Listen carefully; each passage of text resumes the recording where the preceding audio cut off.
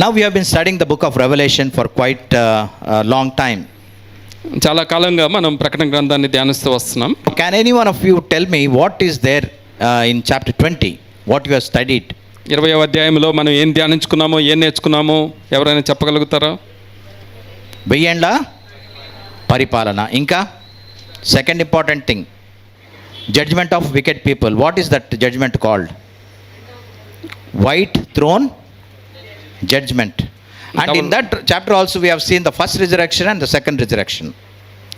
ఇదే అధ్యాయంలో మొదటి పునరుద్ధానం రెండవ పునరుద్ధానాన్ని గురించి కూడా ఆలోచన చేశాం. After we are raptured, సంఘము పైకెత్తబడిన తర్వాత what is the next event? ఆ తర్వాత జరిగే సంఘటన ఏంటి?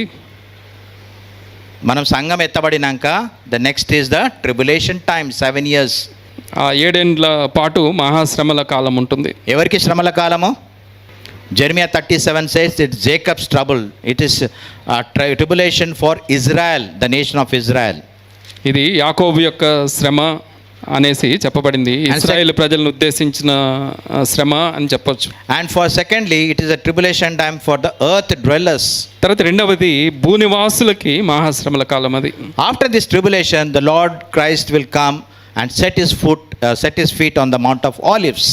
ఈ మహాశ్రమల కాలం అయిన తర్వాత ప్రభువైన యేసుక్రీస్తు ఒలీవల కొండ మీద తన కాలు మోపుతారు. Then he will set up his 1000 years reign. ఆ తర్వాత 1000 ఏండ్ల పాలనని, ఆ రాజ్యాన్ని ఆయన స్థాపిస్తారు. Heavenly rule on the earth. భూమి మీద పరలోకపు పాలన జరుగుతుంది. We as believers will participate in that heavenly rule. విశ్వాసులమైన మనము కూడా పరలోక పాలనలో పాలు పొందుతాం. In between what happens? ఆ మధ్య కాలంలో ఏం జరుగుతుందంటే, before the start of the millennial period, Satan is bound and thrown into the bottomless pit. ఆ 1000 ఏండ్ల పాలన ప్రారంభం కాక మునుపు సాతాను బంధించబడి అగాధంలో పడవేయబడతాడు. 1000 years of reign is over. He'll be released for a short time. ఆ 1000 సంవత్సరాలు గడిచిపోయిన తర్వాత కొంతకాలము వాడు విడిపించబడతాడు. He along with his followers will wage a war. వాడు వాని అనుచరులు ఒక యుద్ధానికి సిద్ధపడతారు. But they will be destroyed, annihilated. అయినప్పటికీ వాళ్ళు సమూలముగా నాశనం చేయబడతారు. Satan will be thrown into the lake of fire. సాతాను అగ్నిగంధకాల గుండంలో పడవేయబడతాడు. దీనికంటే ముందు ఎవరున్నారంటే అగ్నిగంధకములో?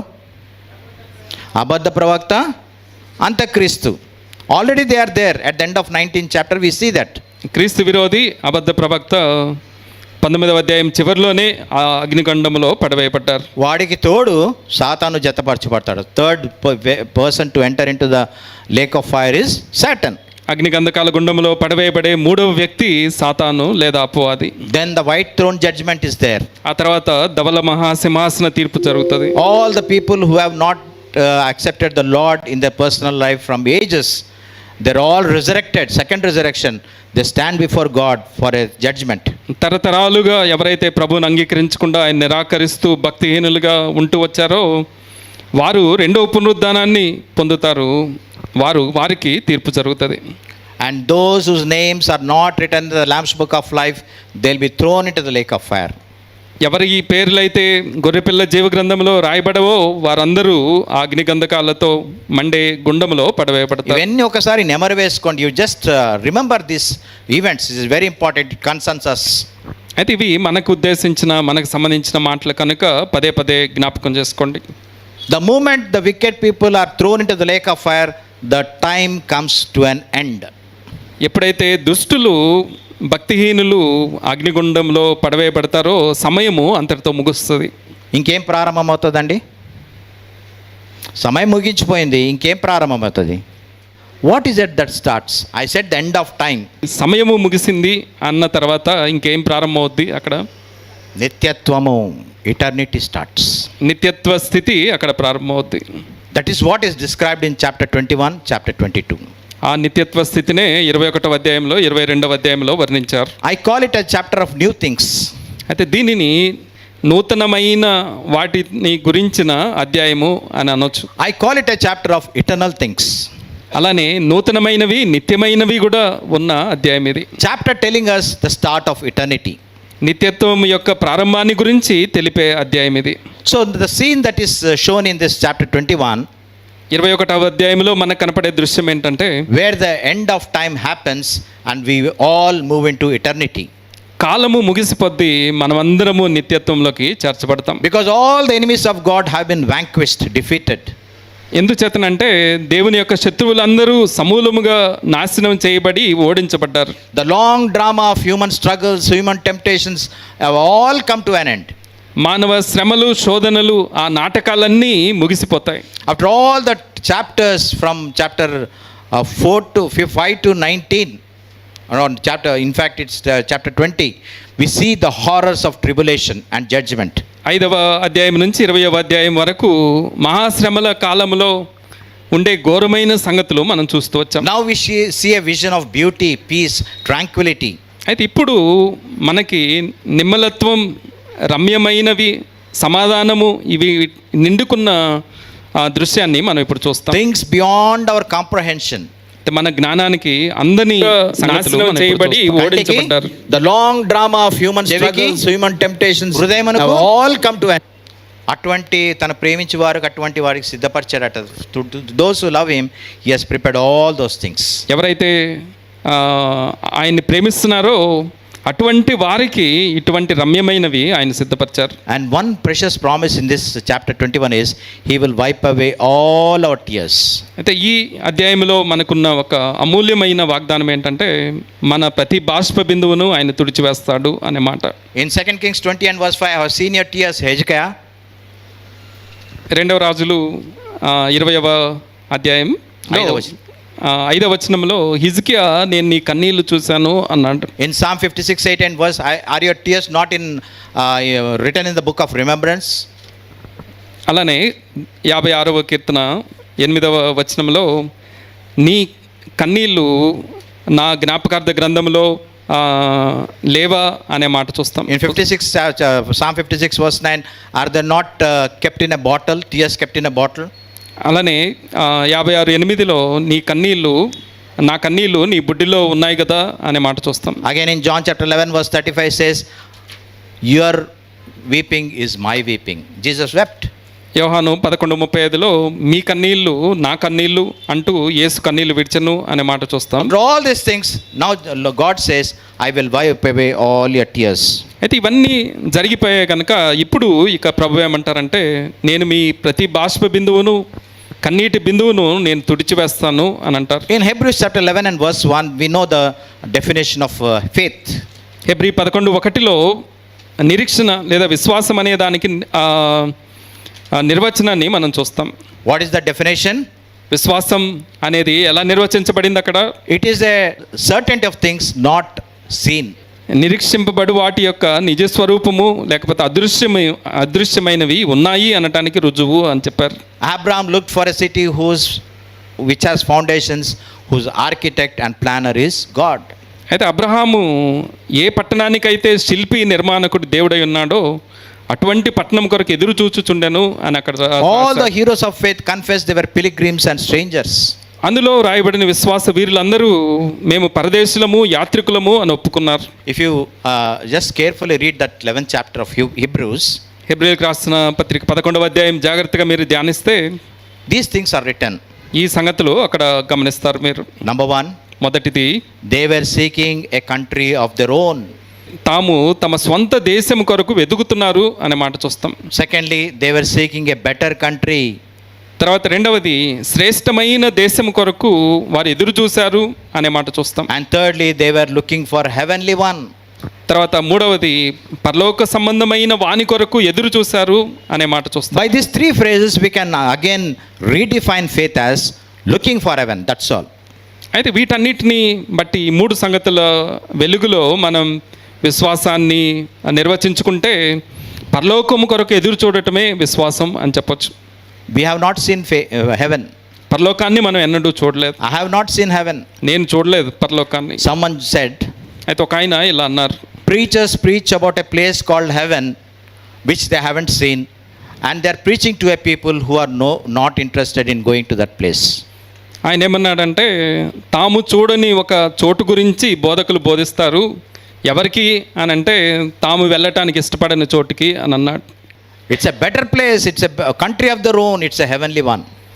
అది శ్రేష్టమైన దేశము, మన స్వంత దేశము, అయితే పరలోక వాసి యొక్క దేశం అది.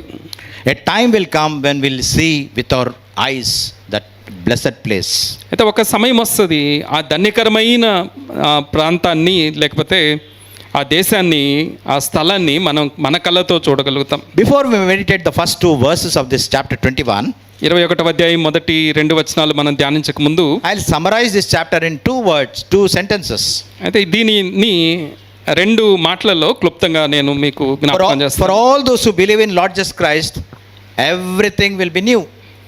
ఎవరైతే క్రీస్తునందు విశ్వాసం ఉంచుతున్నారో వారికి సమస్తము నూతనమైనవిగా దొరుకుతాయి. But everyone who reject Christ, everything will be old, their old sins and their punishment for eternity. అయితే ఎవరైతే ఆ యేసుక్రీస్తుని తిరస్కరిస్తున్నారో వారి పాత పాపాలు అలానే ఉంటాయి, వారి పాత శిక్ష కూడా నిరంతరము అదే రీతిగా కొనసాగేదిగా ఉంటుంది. Verse 5, 5వ వచనం, He who sits on the throne said, Behold, I am making all things new. అప్పుడు సింహాసనాసీనుడై ఉన్నవాడు, ఇదిగో సమస్తమును నూతనమైనవిగా చేయుచున్నాను అని చెప్పాను. మన కొరకండి. That is all new things for us. Verse 8, ఎవరికి అని అంటే విశ్వాసులకి సమస్తము నూతనమైనవిగా చేయబడతాయి. 8వ వచనం, పిరికివారును అవిశ్వాసులను అసహ్యులను నరహంతకులను వ్యభిచారులను మాంత్రికులను విగ్రహారాధకులను అబద్ధికులు అందరూ అగ్నిగంధకములతో మండు గుండములో పాలు పొందుదురు. ఇది 2వ మరణము. for those who reject Christ. ఎవరైతే క్రీస్తుని నిరాకరిస్తున్నారో తిరస్కరిస్తున్నారో వారికి ఈ మాటలు. Verse 27, 27వ వచనం, గొర్రెపిల్ల యొక్క జీవ గ్రంథమందు రాయబడిన వారే దానిలో ప్రవేశింతురు కానీ నిషిద్ధమైన దేది అయినను అసహ్యమైన దానిని అబద్ధమైన దానిని జరిగించువాడు ఎవడును అందులోకి ప్రవేశించడు. from Genesis 1 to Revelation 20, ఆదికాండం 1వ అధ్యాయం నుంచి ప్రకటన 20 వరకు if you read, ఇదంతా మనం చదివితే you read about the past, గతాన్ని గురించి మనం చదువుతాం, you read about the present, అలానే ప్రస్తుతాన్ని గురించి కొంత చదువుతాం, and there is some future also. కొంత భవిష్యత్తును గురించిన మాటలు కూడా ఉన్నాయి అందులో. But in chapter 21 and 22 it is all future continuous. అయితే 21 నుంచి 22 వరకు మనం చూస్తే భవిష్యత్తు యొక్క కొనసాగింపు మాత్రమే ఇందులో కనపడుతుంది. What we study in this chapter 21 and 22 lasts for eternity. 21, 22 అధ్యాయాలలో మనం ధ్యానించే సంగతులు నిత్యము కొనసాగేవిగా, నిత్యత్వము ఉండేవిగా ఉంటున్నాయి. Now we all use the word heaven very loosely. పరలోకము అనే పదాన్ని చాలా చులకనగా, చాలా తేలికగా మనం వాడుతూ ఉంటాం. We never understand it. దాన్ని సరిగా అర్థమే చేసుకోలేము. In Telugu sometimes it is called Akashamu, but in English it is all heaven all through. తెలుగులో కొన్నిసార్లు ఆకాశము అని తర్జుమా చేయబడినప్పటికీ ఇంగ్లీష్లో ఆ హెవెన్ అనే మాట వాడబడింది. The only person who went to heaven from earth and came back to earth is, పరలోకానికి కొనిపోబడి మరలా తిరిగి భూమి మీదకి వచ్చిన వ్యక్తి ఒకే వ్యక్తి ఉంటున్నాడు. ఎవరు? పాల్, అపోస్తలుడైన పౌలు గారు. 2 Corinthians chapter 12, I know of a person who was transported into the third heavens. 2 కొరింథీ 12వ అధ్యాయంలో నేను ఒక మనుషుణ్ణి ఎరుగుదును, అతడు 3వ ఆకాశానికి కొనిపోబడ్డాడు అని రాశాడు. 3వ ఆకాశం అని అంటే 1వ ఆకాశం ఉండాలనండి. There should be a first heaven, there should be a second heaven. This Paul went to third heaven. అయితే మొదటి ఆకాశం 2వ ఆకాశం దాటుకొని ఈ పౌలు 3వ ఆకాశానికి వెళ్ళాడు. Now we must know what is first heaven and second heaven. మొదటి ఆకాశం ఏంటో 2వ ఆకాశం ఏంటో మనకి తెలియాలి. Come to Genesis chapter 1 verse 20. ఆదికాండం 1వ అధ్యాయం 20వ వచనం. God said, let the birds fly above the earth in the open expanse of the heavens. భూమి పైన పక్షులు భూమిపైన ఆకాశ విశాలములో ఎగురునుగాకని పలికెను. That is called the atmosphere. దానినే మనం వాతావరణం లేకపోతే పర్యావరణం అని అంటున్నాం. అది ఫస్ట్ హెవెన్. దానిని మొదటి ఆకాశం అని అంటారు. In Telugu we can tell it as ఆకాశ మండలం. Now come to chapter 8 of Psalms and verse 3. ఇప్పుడు 8వ కీర్తన 3వ వచనానికి వద్దాం. When I consider your heaven, the moon, the stars which you have set in place. నీ చేతి పని అయిన నీ ఆకాశములను నీవు కలుగజేసిన చంద్ర నక్షత్రములను నేను చూడగా. So after ఆకాశ మండలము we know there is a చంద్రమండలం. The way the moon, the stars are there. ఆకాశ మండలం దాటిన తర్వాత చంద్ర నక్షత్రాలు ఉండే అంతరిక్షం మనకు కనపడుతుంది. That is called the second heavens. ఆ అంతరిక్షాన్ని రెండవ ఆకాశం అని అంటాం. What is the third heaven? మూడవ ఆకాశం ఏంటి? Deuteronomy chapter 4 and 39. ద్వితీయోపదేశకాండం 4:39లో దాన్ని చూడొచ్చు. He is God in heaven. English is very very clear. He is the God in heaven. పరలోకమందున్న దేవుడు అనేసి ఇక్కడ రాయబడింది. ఇప్పుడు చెప్పండి అమ్మా. ఆకాశ మండలము, చంద్రమండలము, పరమండలము. పరమండలము where God resides, the dwelling place of God.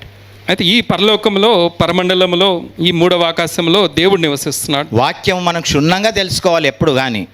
So then will be in a position to answer the people who seek a answer from us. అయితే ఈ రీతిగా వీటిని క్షుణ్ణంగా మనం ధ్యానించి గుర్తుపెట్టుకున్నప్పుడు ఎవరైతే మనల్ని ప్రశ్నిస్తారో వారికి జవాబు ఇవ్వటానికి మనం సంసిద్ధులం అవుతాం. We can see the first heaven, we can see the second heaven. అయితే మొదటి ఆకాశం మనకు కనపడుద్ది, రెండవ ఆకాశం కూడా మనకు కనపడుద్ది. సమీప భవిష్యత్తులో in the very near future will also see the third heaven. అంటే భవిష్యత్తులో మనం మూడవ ఆకాశాన్ని కూడా చూస్తాం. Where God dwells and where we will dwell for eternity together. ఆ దేవుడు నివసించే చోటులో నిత్యత్వము మనము కూడా నివసిస్తాం. So what a place, blessed place that will be. ఎంత ధన్యకరమైన స్థలమై ఉంటుంది ఆ స్థలం. Now we'll just shift the focus to a different part of the scriptures. లేఖనాల్లో ఉన్న వేరొక భాగానికి మనం వెళ్దాం. First Kings, మొదటి రాజులు chapter 10, 10వ అధ్యాయం 6 and 7. మొదటి రాజులు 10వ అధ్యాయం 6-7 వచనాలు. షీబా దేశపు రాణి రాజైన సొలొమోనుతో పలికిన మాటలు ఏమంటుందండి? నేను తెలుసుకున్నది, చూసింది తక్కువే, నాకు సగం కూడా చెప్పబడలేదు. What I heard is just half of what I have seen. అయితే నేను చూసింది విన్నదానికి రెట్టింపు ఉంది, లేదా సగమే నాకు విన్నాను, దీని గురించి సగమే నాకు చెప్పారు అని అన్నదామే. Why did I show this verse? ఈ వచనం ఎందుకు చెప్పాను, మీకు చూపించాను. This will be the exact statement that we will make when we get to heaven. పరలోకానికి వెళ్ళినప్పుడు మనం కూడా ఇటువంటి మాటలే మాట్లాడతాం. నాకు 0.01% కూడా చెప్పలేదు, తెలియలేదు about heaven. This is what will say. అయితే నేను విన్నది 0.01% మాత్రమే అనేసి మనం పరలోకానికి వెళ్ళినప్పుడు అనగలుగుతాం. What I knew, what I was informed about heaven is just very very little. నాకు తెలిపింది, నేను ఎరిగింది చాలా కొంచెం అనేసి మనకు అనిపిస్తుంది. Now I see it with my own eyes. ఇప్పుడు నా కన్నులతో నేను స్వయంగా ఆ పరలోకాన్ని చూస్తున్నాను. Heaven is a place of surprise, beauty, holiness. అందుచేత పరలోకము అనేది ఆశ్చర్యకరమైన స్థలము, రమ్యమైన స్థలము, పరిశుద్ధమైన స్థలముగా, ప్రశస్తమైన స్థలముగా ఉంటుంది. When we speak about the future and the heaven, people think we are speaking fiction, nonsense. అయితే భవిష్యత్తు గురించి, పరలోకాన్ని గురించి మనం మాట్లాడినప్పుడు, చెప్పినప్పుడు ఇదేదో కల్పితమైన మాటలు, పిచ్చి మాటలు మాట్లాడుతున్నారు అనుకుంటారు. We live in a world of fantasy, that's what they say. మనమంతా ఊహాలోకంలో, కల్పిత జగత్తులో నివసిస్తున్నాం అనేసి అంటూ ఉంటారు. But whatever we read in this book is real. అయినప్పటికీ మనం ఈ గ్రంథంలో చదివే మాటలన్నీ వాస్తవమైనవిగా ఉంటున్నాయి. It should occupy our hearts and minds every moment of our life. అనుక్షణం మన జీవితంలో ఈ మాటలు మన మనసుల్లో పెట్టుకుంటూ, వీటిని తలపోసుకుంటూ జీవించాల్సింది. Only then we can enjoy heaven on earth. అయితే ఆ రీతిగా చేసినప్పుడే ఈ భూమి మీద ఉండగానే పరలోకాన్ని మనం అనుభవించగలుగుతాం. One moment this thing about heaven goes out of our mind, it will be veritable hell for us. అయితే ఏ క్షణమైతే ఈ పరలోకపు దృశ్యము మన నుండి పక్కకు వెళ్ళిపోద్దో, మన జీవితం నరకములాగా మారిపోద్ది.